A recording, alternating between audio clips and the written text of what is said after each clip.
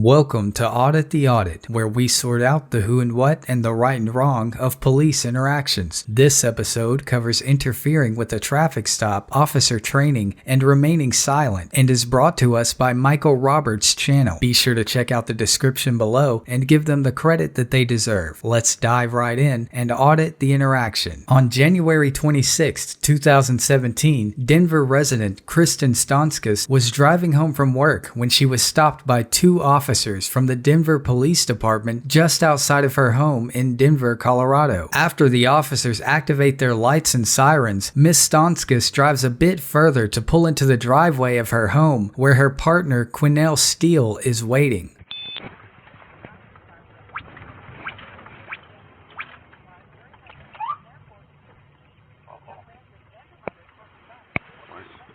Why are we getting in business already? She looks like she's yelling at me. She is. Like, apparently.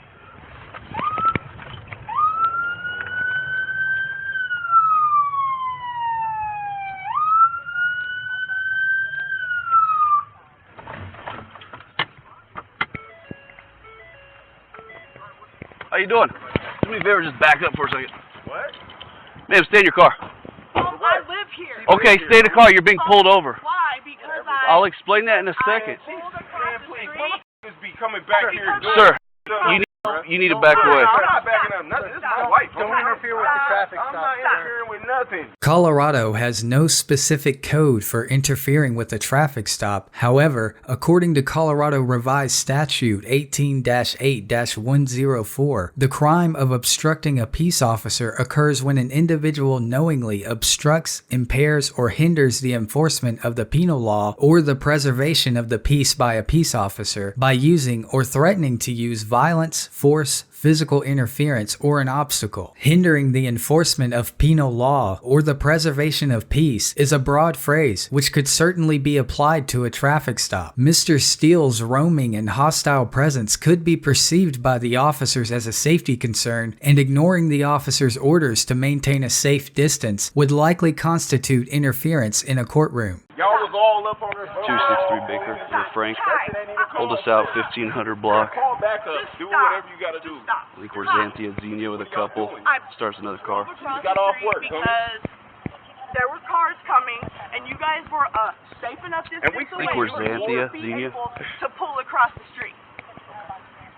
None of the officers have stated why Miss Stonskas was stopped, and her willingness to admit to the possibility of a crime having been committed only serves to further incriminate her. If the reason for her stop was indeed a swift turn across oncoming traffic, then the very nature of this crime is subjective and hinges on the observations of the officers. Miss Stonskas' acknowledgement that the officers may have interpreted her turn as illegal suggests that she herself questioned the legitimacy of the turn, and it is likely that the prosecution could use her statements against her. Nonetheless, even if the turn was legal, the 2014 Supreme Court case of Heien v. North Carolina decided that officers are allowed to make sensible mistakes while in the line of duty, and that an illegitimate stop may be justified if the officer's misconceptions or mistakes were reasonable. Since the Heien decision, several cases have invoked the Heien opinion to vindicate officers who mistakenly stopped citizens, even in cases where the citizen was arrested on charges not relating to the original stop. For example, if an officer stops a citizen for making an illegal turn, but ultimately arrests the citizen for possession of a controlled substance, only to discover later that the original turn was in fact legal, the Heien decision offers the prosecution a means to validate the possession charge while acknowledging the illegitimacy of the original stop. In the 2015 case of Mason v. Virginia, D. Arthur Kelsey, who was a judge on Virginia's Court of Criminal Appeals at the time, wrote, quote, "So dense is the modern web of motor vehicle regulations that every motorist is likely to get caught in it every time he drives to the grocery store," which alludes to the notion that officers retain the power to pull over any driver at any time for any reason. The Heien decision illustrates the importance of remaining silent and not surrendering any potentially incriminating information to police officers, which Ms. Stonskas utterly failed to do. I live Why here. don't y'all do some real work? Like, So, I mean, there's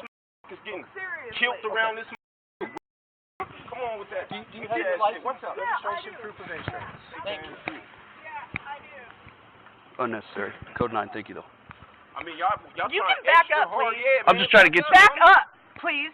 I mean, what are you I being just need so your driver's aggressive? Well, license. I'll your give it to insurance. him. But You what are can you being back so up. aggressive? Why do you think I'm Back being up. aggressive? I mean, you up on her like Back that. Like, up, what please. you being aggressive I for? live here. Back up. I- I will You're give, digging into a car. I'm gonna give look. him my stuff. I'm gonna look here. Weapon shit is gone. Well, I don't know that because I've I never will been in give that him car. my stuff. You need to back up away from Okay. me. You need to back up. Grab your driver's You need license. to back up. Grab your driver's I license. will if you back the f up. Okay, I'm gonna step. Yeah. Step the Here. back. Officers are trained to always keep a suspect's hands in sight, and when the totality of circumstances are considered, it is clear that Ms. Stanskis' actions pose a legitimate safety concern to the officers. Although there have been many cases which analyze an officer's ability to control the movement of detained civilians, most cases which contest the validity of an officer's safety concerns and relative orders are considered on a case-by-case basis. Courts are often forced to delegate a balance between an officer's safety and an individual's liberty, and most courts hold officer safety to a high standard. It is always a good idea to keep your hands in sight at all times when interacting with an officer, and it is very likely that a court would determine that the officer's concern about Ms. Stanskis' actions were legitimate and warranted. Man, all y'all is bothering me. It's over here to bother somebody? Oh no, it's because I pulled out in front of them. Yeah, because I mean, y'all in the f***ing way. Y'all don't do I pulled out to cross the street safely. Y'all fuck around and play around. Here you go. Thank you. Do you have the insurance on your Yes, I do. Would you back the f up and let me get in my car? Why are you all up? Why are you being so aggressive, though? car? That's By what I'm asking trying to friendly understand. questions? You ain't I don't think f***ing that's being You aggressive. pulled me really over for about some it? bullshit, homie. What's real about it, though? You pulled me over for I some can't hear you. She's And then screaming you at drive. me. What the fuck is this? You calling for backup for a white girl and a black dude? What, because we stay in the hood? You act like this in Park Hill? Is that your district? You gonna say something? I've been doing this for a long time, man. You look like a kid to me, bruh. Doing what? Doing this fake that you police do, where you harassing people that just got the fuck off work, that pay taxes. Stop. Like, That's what just the fuck stop. I've been doing, I bruh. worked 12 hours today. Like, I don't want to. Yeah, you look like a kid to me, homie. I don't give a fuck what you. That badge don't mean shit. When you come out that uniform, you a regular. Hey, can you? Everybody just shut the fuck up so I can find my. Let them write a fake ticket. That's all they're gonna do. Running through our shit, we call y'all. You drove down here. When the motherfucker had me over here standing, I had my hands up. We got a gun drawn on me. You fine, how you're acting? Man, what how you acting? Look how you just drove up. All right, just hang tight for a minute, okay? Sure. That's why we're driving up. What does that mean? Oh, is that why you driving up here? Oh, is that why you drove fast? Oh my God, you guys are funny. Is that why you drove fast? Yeah, is that why? Very angry. Wow. I can't say that I know them. She acts like Yeah. we have a The only one Yeah. is $15. 4 years, bro. There's some respect around this. There's families. Don't give a Stop screaming. I don't care. There's Homie. I children. wanted to come home and go inside and chill out. I've been working for 12 hours, and you pull me over for what? For pulling in front of you but there's at a pedophiles running safe up and down this amount of motherfucker. speed? He's running up and down this vandalizing cars, pedophiles with kids. Y'all just drove down the street like she broke a real law. Y'all some It's cowards, because man. I pulled in front of Come on, him at a man. safe distance I to mean, cross the is street. it the neighborhood? What is it? Does that make y'all feel like y'all vindicated to with people like that? Just be all up on them, harassing them, driving extra fast. Come on, man. What's she got for contacts, man? she's been a victim of several crimes in the last Uh-huh. year. That's like she's got like a couple neighbor disturbances in the last year. But I'm telling you, that's it, man. Yeah. This is funny. Do you have more?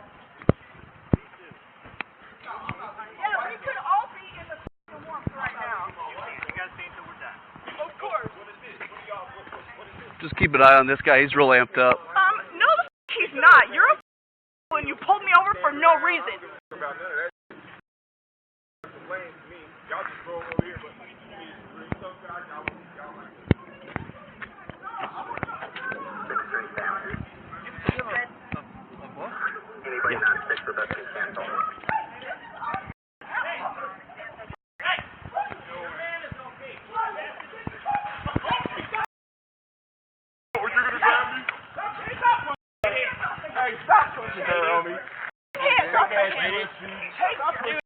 Both Miss Stanskis and Mr. Steele were taken to the ground, arrested, and sent to jail. Mr. Steele was charged with interfering with a peace officer and resisting arrest, and Miss Stanskis was charged with second-degree assault, which is a felony. Ironically, Miss Stanskis was never charged with the original infraction which prompted the stop. Mr. Steele took his case to trial and was eventually found not guilty. All charges against Miss Stanskis were dropped, but no disciplinary action was taken against any of the officers involved. The couple's attorney, Michael Fairhurst, stated that the scuffle resulted in a torn vertebrae in Miss Stanskis' neck, and both Mr. Steele and Miss Stanskis suffered from a traumatic brain injury, with Mr. Steele also suffering from a collapsed lung and a fractured rib. On September 16, 2019, over 2 years after the incident took place, the Denver City Council agreed to settle the case for $500,000. Following the encounter, Mr. Fairhurst bashed the Denver Police Department for a lack of discipline and accountability and said that the department violated the Constitution. The Denver Police Union president, Nick Rogers, also chimed in, questioning the city's willingness to settle and declaring that the officers did nothing wrong. Overall, the officers of the Denver Police Department get an A-,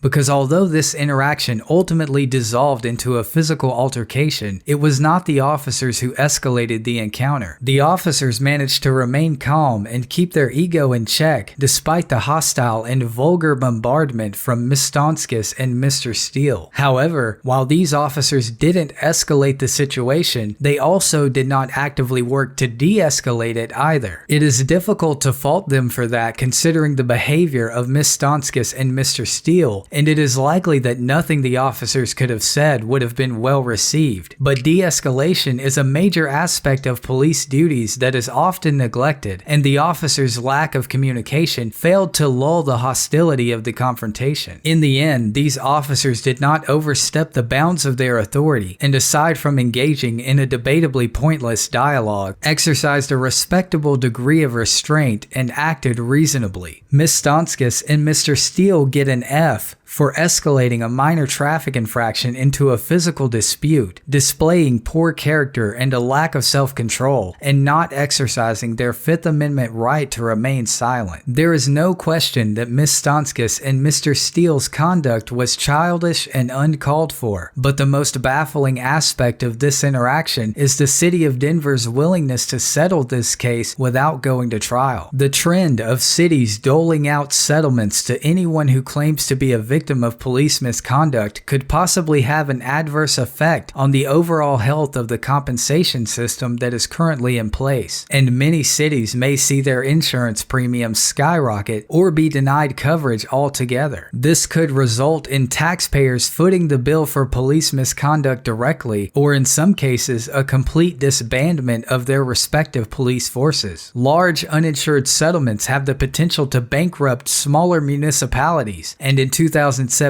The Atlantic published an article detailing the power that insurance companies hold over local police departments and municipalities as a whole. While I do believe that Miss Stanskis and Mr. Steele deserve reasonable compensation for the injuries they sustained during this encounter, recklessly handing out settlements may not always be the best option for cities, and perhaps cities should devote their funds to properly educating their officers rather than preparing for an inevitable lawsuit due to a lackluster training program. Let us know if there's an interaction or legal topic you would like us to cover in the comments below. Be sure to check out our Patreon for uncensored, ad-free, and exclusive content. Thank you for watching, and don't forget to like and subscribe for more police interaction content.